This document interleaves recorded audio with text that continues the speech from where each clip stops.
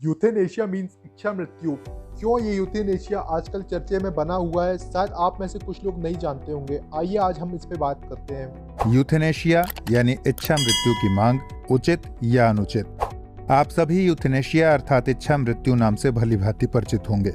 इस मुद्दे पर दुनिया भर में लंबे समय से बहस जारी है। अभी हाल ही में भारत में the medical treatment of terminally ill patient, protection of patient and medical practitioners bill में प्रस्तावित संशोधन की वजह से यह चर्चा में है। इससे पहले कि हम इस चर्चा में आगे बढ़ें, आइए सबसे पहले जानते हैं कि यूथेनेशिया अर्थात इच्छा मृत्यु क्या है। इच्छा मृत्यु अर्थात यूथेनेशिया मूलतः ग्रीक शब्द है। यूथेनेशिया का साधारण शब्दों में अर्थ है किसी गंभीर और लाइलाज बीमारी से पीड़ित व्यक्ति को दर्द से मुक्ति दिलाने के लिए डॉक्टर की सहायता से उसके जीवन का अंत करना। यूथेनेशिया के दो प्रकार हैं, एक्टिव और पैसिव। एक्टिव यूथेनेशिया का अर्थ है चिकित्सक किसी विशेष दवा या रसायन की मदद से रोगी की मृत्यु को अंजाम देगा। यह व्यवस्था ऐसे रोगियों के लिए होती है जो असाध्य और दर्दनाक रोग से परेशान हैं, किंतु उनका रोग ऐसा नहीं है कि वे तुरंत मर सकें। वहीं दूसरी तरफ पैसिव यूथेनेशिया में रोगी को मृत्यु प्रदान करने के लिए इंजेक्शन या दवाओं का प्रयोग नहीं किया जाता, बल्कि रोगी के लाइफ सपोर्ट सिस्टम को हटा लिया जाता है, जिन पर रोगी की जिंदगी टिकी हुई है। मरीज अचेतन स्थिति या कोमा में होते हैं और मृत्यु की प्रक्रिया को महसूस कर पाने की हालत में नहीं होते। एक वाक्य में कहा जाए तो एक्टिव यूथेनेशिया वह है जिसमें मरीज की मृत्यु के लिए कुछ किया जाए, जबकि पैसिव यूथेनेशिया वह है जहां मरीज की जान बचाने के लिए कुछ न किया जाए। अब बात करते हैं यूथेनेशिया के इतिहास की। अमेरिका की एक महिला टेरी शियाओ को 1990 में दिल का दौरा पड़ा, जिससे उनका दिमाग मौत आने तक सुन्न रहा। 2014 में 41 साल की उम्र में टेरी की मृत्यु हो गई। टेरी की जीवन और मृत्यु को लेकर 7 साल तक कानूनी लड़ाई चली थी। टेरी के पति चाहते थे कि उनकी पत्नी पीड़ादायक जीवन से मुक्ति पाकर मौत की गोद में आराम करें, लेकिन टेरी के माता पिता अपनी बेटी को जीवित रखना चाहते थे। आखिरकार टेरी के पति को अदालत से मंजूरी मिली और उसके बाद टेरी की आहार नली को हटा लिया गया। इसके बाद से लगातार यह दुनिया भर में विवाद का विषय बना हुआ है कि यूथेनेशिया किन परिस्थितियों में देना उचित है। क्या किसी के ठीक होने की उम्मीद न बचे तो यूथेनेशिया की अनुमति दी जा सकती है, या फिर सिर्फ विशेष परिस्थिति में ही ऐसा किया जाए। अब हम आपको बताते हैं कि विश्व के अन्य देशों में यूथेनेशिया की क्या स्थिति है। विश्व के कुछ ही देशों में यूथेनेशिया को मान्यता प्राप्त है। नीदरलैंड, कनाडा, कोलंबिया, लग्जमबर्ग और बेल्जियम जैसे देशों में जहां एक्टिव यूथेनेशिया मान्य है, वहीं भारत ने पैसिव यूथेनेशिया को मान्यता दी है। अमेरिका में एक्टिव यूथेनेशिया गैर कानूनी है, लेकिन कैलिफोर्निया, ओरेगन, वॉशिंगटन और मोंटाना जैसे राज्यों में डॉक्टर की सलाह और उसकी मदद से यूथेनेशिया दिया जा सकता है।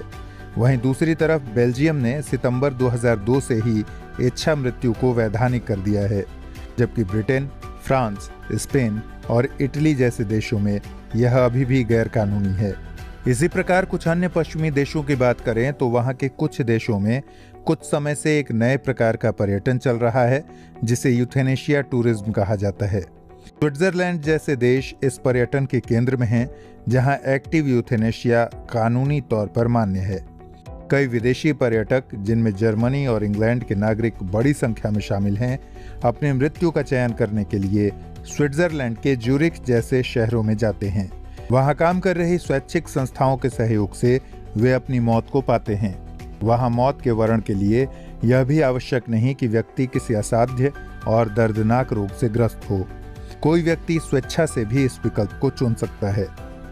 आइए अब नजर डालते हैं भारत में यूथेनेशिया से संबंधित घटनाक्रम क्या क्या रहे। 1994 में पी रथिनम बनाम भारत संघ के मामले में भारतीय दंड संहिता की धारा 309 की संवैधानिकता को इस आधार पर चुनौती दी गई कि यह धारा संविधान के अनुच्छेद 21 क का अतिक्रमण है। कहा गया कि यदि हमें जीने का अधिकार है तो मरने का भी अधिकार होना चाहिए। सुप्रीम कोर्ट का फैसला भी यही था, परंतु 1996 में सुप्रीम कोर्ट ने ज्ञान कौर बनाम पंजाब राज्य के मामले में इस निर्णय को पलट दिया और साफ किया कि अनुच्छेद 21 के अंतर्गत जीवन के अधिकार में मरने का भी अधिकार शामिल नहीं है।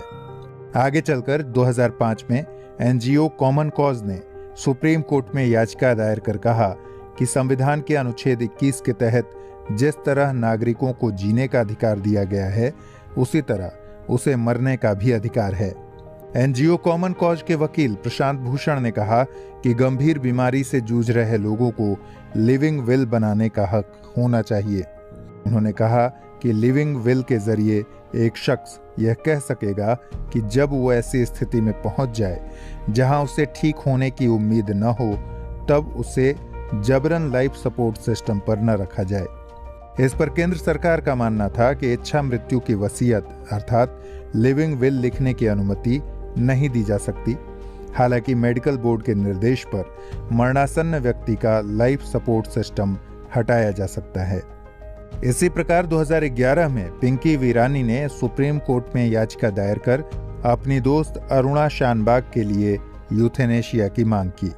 अरुणा शानबाग मुंबई के एक अस्पताल में नर्स थीं, जहां अस्पताल के ही कर्मी ने 1973 में उनके साथ बलपूर्वक अप्राकृतिक यौन दुराचार किया एवं उन्हें जान से मारने की कोशिश की, लेकिन अरुणा बच गईं तथा इस घटना के बाद वे कोमा में चली गईं।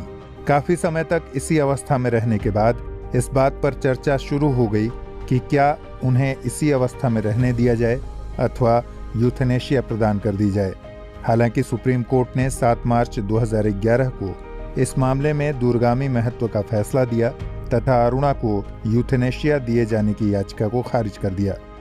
क्योंकि अस्पताल के स्टाफ सदस्य उसकी जिम्मेदारी का निर्वाह करने में सहर्ष तैयार थे, लेकिन इसी फैसले में न्यायालय ने एक महत्वपूर्ण घोषणा करते हुए पैसिव यूथेनेशिया को सैद्धांतिक तौर पर स्वीकार कर लिया। सुप्रीम कोर्ट ने अपने इस निर्णय के बाद लॉ कमीशन को इस पर विस्तार से विचार करते हुए अपनी सिफारिश सरकार को सौंपने को कहा। कुछ समय बाद लॉ कमीशन ने अपनी सिफारिश सरकार को सौंप दी। लॉ कमीशन की सिफारिश के आधार पर केंद्रीय स्वास्थ्य एवं परिवार कल्याण मंत्रालय ने the medical treatment of terminally ill patient, protection of patient and medical practitioners bill का मसौदा तैयार किया था। इस विधेयक में यह सुनिश्चित किया गया था कि असाध्य और भयंकर पीड़ा देने वाली बीमारी से पीड़ित मरीजों को इलाज से मना करना यानी लाइफ सपोर्ट सिस्टम हटाने की इजाजत है या नहीं। सरकार द्वारा इस बिल को कई महीने तक पब्लिक डोमेन पर डालकर सुझाव मांगा गया था। इस पर 70% लोगों ने पैसिव यूथेनेशिया का समर्थन करते हुए सुझाव दिए। अक्टूबर 2017 में केंद्र सरकार ने बिल का मसौदा सुप्रीम कोर्ट में पेश किया था। इसके बाद इस बिल को पुनः संशोधन करते हुए तैयार किया गया तथा इसमें सख्त प्रावधान किए गए। इसके तहत अस्पतालों में गठित मंजूरी समितियों के समक्ष पैसिव यूथेनेशिया के लिए अगर गलत तथ्य या फर्जी कागजात पेश किए गए तो दोषी पाए जाने पर उसे 5 से 10 साल कैद व 20 लाख से 1 करोड़ रुपए तक के जुर्माने की सजा हो सकती है। अब बात करते हैं लिविंग विल क्या है, लिविंग विल बनाना कहां तक उचित है। लिविंग विल एक लिखित दस्तावेज है जिसमें जीवित रहते हुए इस बात की वसीयत बनाई जाती है कि लाइलाज बीमारी से ग्रसित और मृतप्राय स्थिति में पहुंच चुके शरीर को लाइफ सपोर्ट सिस्टम पर न रखा जाए और मरने दिया जाए। लिविंग विल का मामला एनजीओ कॉमन कॉज ने सर्वप्रथम उठाया था, यह हम आपको पहले ही बता चुके हैं। दरअसल लिविंग विल बनाना इसलिए उचित नजर आता है क्योंकि लिविंग विल के जरिए ही कोई शख्स यह बता पाएगा कि जब उसके ठीक होने की उम्मीद न हो तो उसे जबरन लाइफ सपोर्ट पर रखना उचित है या नहीं। लेकिन साथ ही यह भी सुनिश्चित करना होगा कि लिविंग विल की इजाजत केवल पैसिव यूथेनेशिया के मामलों में ही दी जानी चाहिए। दरअसल कोमा में पड़ा मरीज खुद इस स्थिति में नहीं होता कि यह अपनी इच्छा व्यक्त कर सके, इसलिए उसे पहले ही ये लिखने का अधिकार होना चाहिए कि जब उसके ठीक होने की उम्मीद खत्म हो जाए तो उसके शरीर को यातना न दी जाए। हालांकि यह बहुत ही बड़ा सवाल है कि यह कोई कैसे तय कर सकता है कि उसके शरीर को बाद में यातना झेलनी पड़ेगी, इसलिए वह पहले ही लिविंग विल पर हस्ताक्षर कर दे। जबकि दुनिया में कितने ही ऐसे उदाहरण हैं जब महीनों तक अचेतन रहने के बावजूद लोग पूरी तरह से ठीक हो गए। अभी कुछ वर्ष पूर्व formula 1 racer Michael Schumacher Spain में स्कीइंग करते वक्त घायल होकर कोमा की हालत में चले गए थे। उनके जीवन में वापसी की संभावना नगण्य थी, लेकिन डॉक्टरों की मेहनत और दवाओं की बदौलत शूमाकर होश में आ गए। बहरहाल इस संबंध में एक उपाय यह हो सकता है कि डॉक्टरों की एक टीम द्वारा संबंधित व्यक्ति के स्वास्थ्य की भली भांति जांच की जाए, उसके बाद ही कुछ भी निर्णय लिया जाए। लेकिन कानूनी प्रावधानों के अभाव में ऐसा नहीं हो सकता। कुछ विश्लेषकों का मानना है कि यूथेनेशिया को मान्यता नहीं दी जानी चाहिए। उनका कहना है कि कुछ मामलों में, खासकर जो रोगी युवा हैं, अपने जीवन को खत्म करने का निर्णय वे अपनी इच्छा से लेते हैं, क्योंकि उन्हें लगता है कि उनका उपचार परिवार या अभिभावकों पर अतिरिक्त बोझ है। इसके साथ ही भारत जैसे देशों में, जहां गरीबी जैसी समस्याएं गंभीर स्तर पर मौजूद हैं, यह भी हो सकता है कि कुछ लोग अपने बूढ़े माँ बाप की जिम्मेदारियों से छुटकारा पाने के लिए इस विकल्प का दुरुपयोग करें। इसी प्रकार यह भी हो सकता है कि कुछ माता पिता खुद अपने बच्चों पर बोझ बनने के बजाय इस तरह के विकल्पों को अपनाने की कोशिश करें। दूसरी तरफ कुछ लोगों का मानना है कि गंभीर रूप से बीमार और दर्द से रात दिन तड़प रहे व्यक्तियों को यह अधिकार हर हालत में मिलनी चाहिए। यूथेनेशिया के समर्थक इसके लिए सम्मानजनक मौत की दलील देकर ऐसे व्यक्ति को मृत्यु का अधिकार देने के पक्ष में हैं जो पीड़ादायक असाध्य रोग से पीड़ित हैं अथवा नाम मात्र के जिंदा हैं। इस संदर्भ में महात्मा गांधी के नजरिए को भी नजरअंदाज नहीं किया जा सकता। घटना यह है कि महात्मा गांधी के आश्रम में एक बछड़ा दर्द से तड़प रहा था और यह तय था कि वह बचेगा नहीं।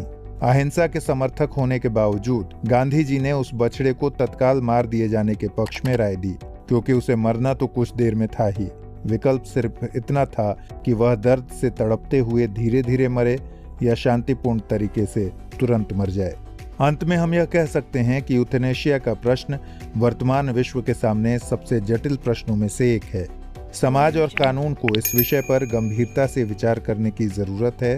साथ ही भारत जैसे देशों में यूथेनेशिया को खुले तौर पर देना अभी उचित नहीं होगा, लेकिन कठोर कानून बनाकर कुछ निश्चित शर्तों के तहत पैसिव यूथेनेशिया की अनुमति दी जा सकती है। तो फ्रेंड्स, आई होप कि वीडियो आपको समझ में आ गई होगी। मिलते हैं हम नेक्स्ट वीडियो में।